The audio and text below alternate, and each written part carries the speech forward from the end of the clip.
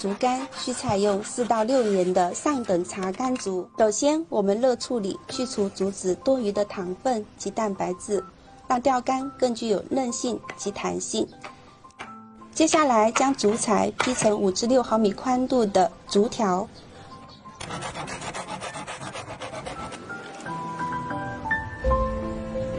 磨平竹节，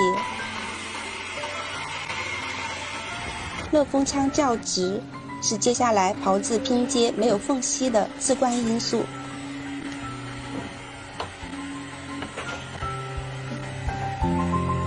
我们可以保留竹材的本色，或者是用火枪来烤制斑纹，用百分表调制所需要的锥度。炮制的锥度决定了钓竿的钓性及腰力。在炮制等边三角形时，我们的误差控制在3丝内。有规律的竹节排列，不仅给钓竿带来抛投时的稳定，更能体现它100多年的历史是那么的不平凡。接下来进行上胶、粘合、阴干、拆线、打磨。4板木的手工打磨，我们需要测量每一面控制在1丝内的误差。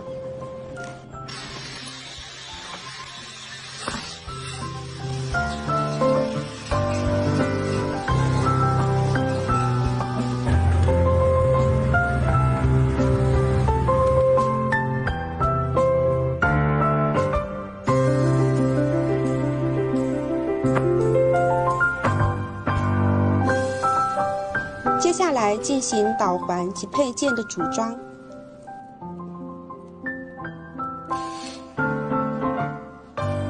最后是上漆、阴干，这样一支完美的6拼竹钓竿就完成了。